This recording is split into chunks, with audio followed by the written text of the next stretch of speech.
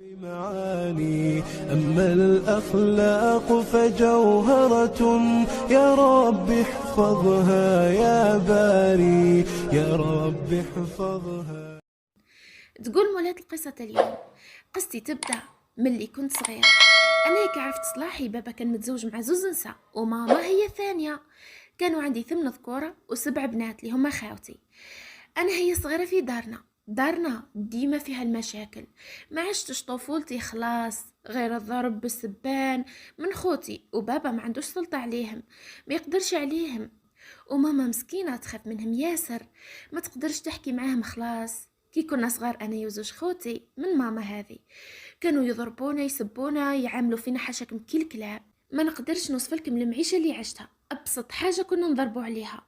كي كبرنا شوية حبسونا من القراية، ما يخلوناش نخرجوا خلاص، حتى الحمام وما نروحوش ليه، نروحوا بالدرقة عليهم. وكي تكون مناسبة في دار عمامي ولا نروحوا وحنايا خايفين منهم، والناس يخزروا فينا ويقولونا وش بيكم هك.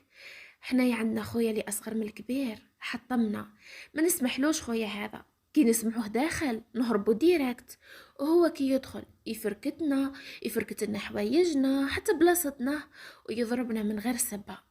واحد نهار حكم عندي تليفون، واش نحكي لكم، حكمني انا وزوج خوتي اللي اكبر مني. حكمنا ضربنا بلا رحمه، قتلنا بالضرب لدرجه انه طلقنا الكور تاعنا كامل ازرق. راح تقولوا باباك وين وماماك؟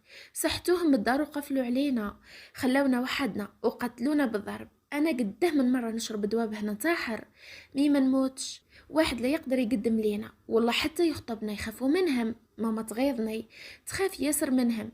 هذا خويا لي صغير من الكبير، حتى ضربها يعني ضرب ماما.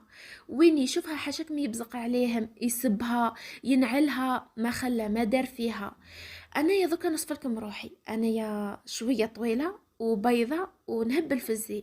الناس كلنا عجبهم، ما يقدروش يخطبوني، لا انا لا خاوتي كيما قلت لكم. واحد نهار رحت مع ماما لخالتها كانت مريضه. اي رحنا بالدرقه هذاك النهار، شافتني راح تموت عليا، خطبتني لولد بنتها.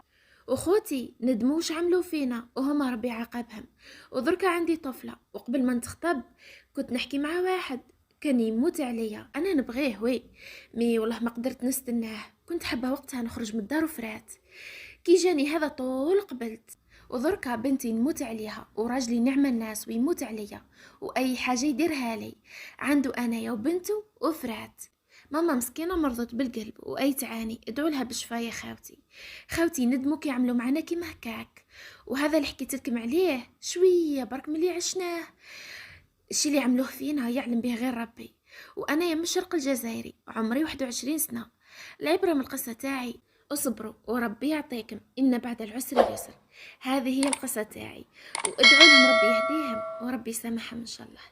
اتهلا في روحكم خاوتي، نتلاقاو في القصه الجايه، في امان الله.